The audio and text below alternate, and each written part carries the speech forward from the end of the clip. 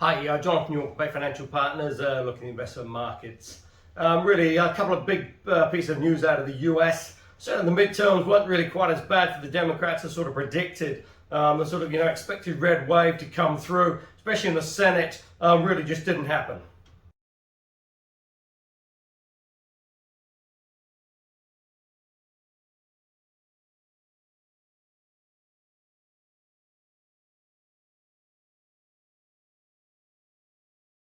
Well, the Democrats looking like they're going to still have a majority in the Senate, although obviously a very slim majority. And in the House, still not quite clear yet, but it looks like they didn't lose as many seats as first anticipated.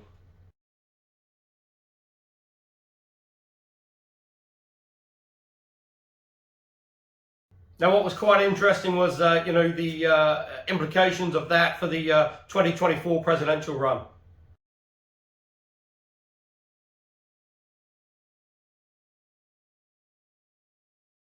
Because certainly many of the candidates that ex-President Trump sort of backed and sort of promoted really didn't get across the line. And that's cast a few sort of dispersions now on his ability to be able to unite the party and sort of get them over the line in 2024.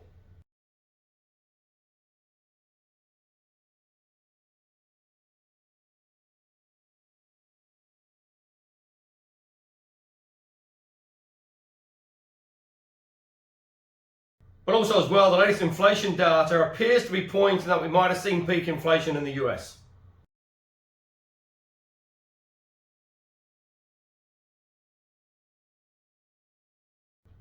CPI came in at plus 0.4 versus plus 0.6, and wholesale prices came in at plus 0.2 versus plus 0.4.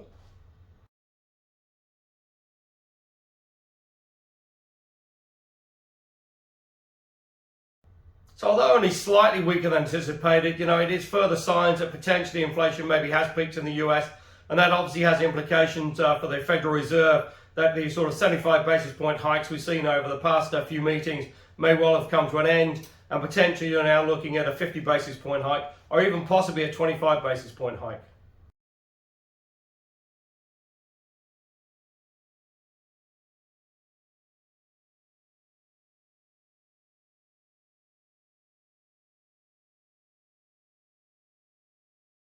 Because certainly inflation is still high, but if it is starting to sort of wane a little bit now and sort of come down, and if that can be continued over the next sort of few months, then potentially it does look pretty reasonable out there for equities.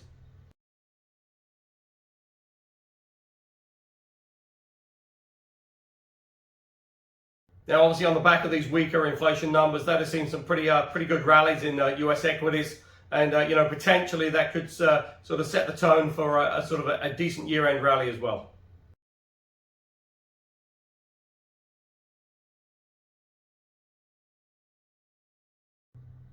And that's seen a pretty big move in the 10-year as well. Remember that was trading around 425. That's currently around sort of 385 and change.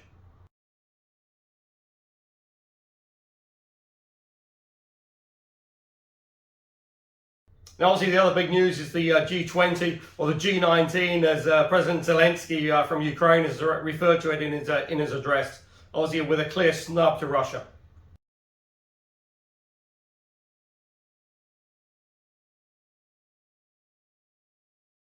Because at that meeting, we did see a face-to-face meeting between President Biden and Xi Jinping, and that's pretty major because that's the first sort of face-to-face meeting that these two leaders of the superpowers have had.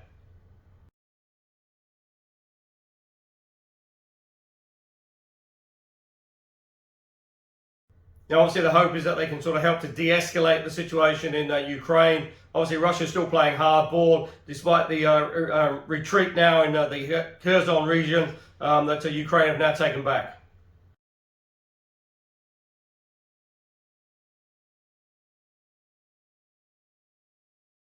And so it's just a question now of how Vladimir Putin can try and sort of save some face and get some credibility, because really he's been humiliated pretty much at every turn.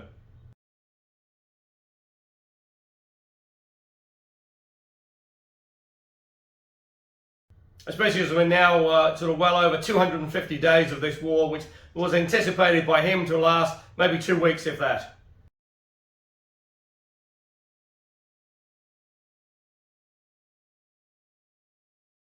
Still getting the last sort of earnings reports coming through in the US as well, and certainly Walmart came out with a reasonably impressive set of results, which again sort of points to the fact that potentially the US consumer isn't quite as sort of cash strapped as first anticipated, despite the rate hikes.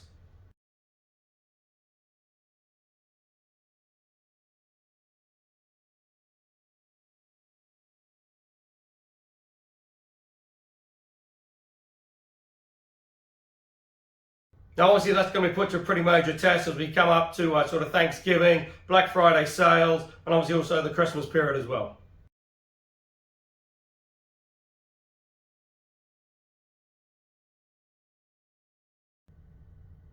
Finally, the carnage still appears to be sort of raging in crypto land. Bitcoin is now down 70% from its highs of just over 12 months ago.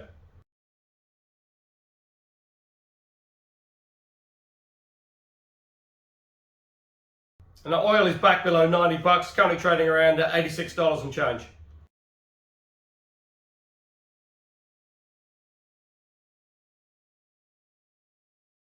Now in the UK, they're braced for the budget and potentially some pretty major austerity package coming through as the new government really tries to get the country back on an even keel and back on a positive footing, looking for growth.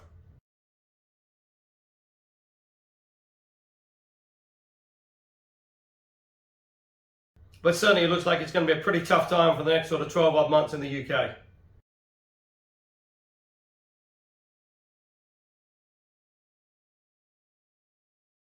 Though again, maybe in a pointer, the FX market seems to like it, with certainly the British pound rallying against the US dollar.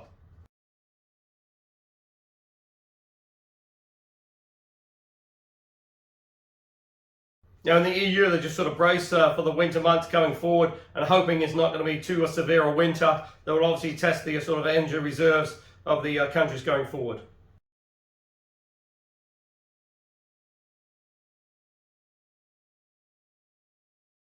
Now in Australia, parts of New South Wales being hit by some flooding again, and then that's pretty severe because they're just sort of getting around to sort of trying to clear up after the last bout of flooding that was only sort of 2 to 3 weeks ago.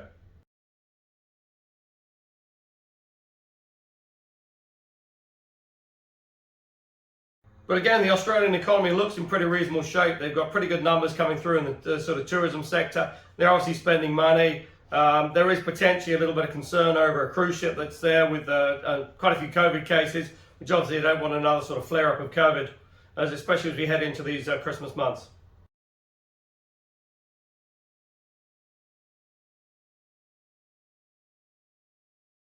Now here in New Zealand, the inflation case is still pretty strong out there.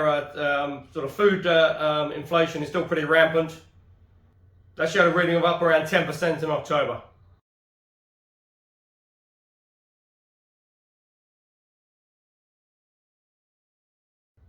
So still expected the Reserve Bank to increase the OCR by a further 50 basis points at the end of this month.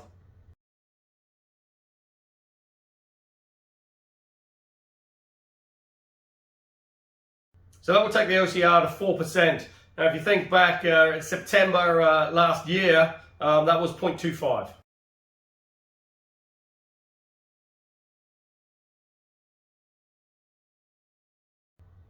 That's obviously a pretty major increase, and it's just going to be interesting to see whether the Reserve Bank does actually sort of sit back and pause a little bit, just to see if the implications and for these sort of rate hikes to actually take some effect on the economy.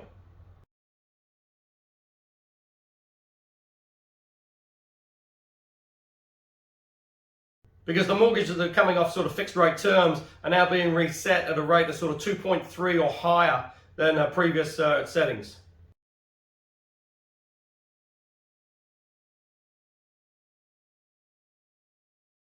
That's obviously some pretty major implications for the amount of disposable income that New Zealanders households have to spend.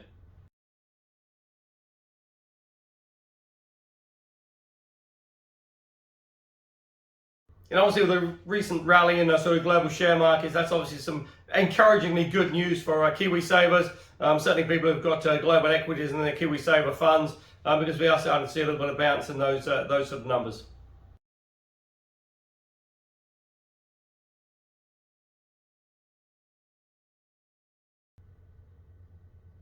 So if you are looking for income options, go to the website www.bayfinancialpartners.co.nz for lots of interesting articles, and we look forward to speaking to you soon.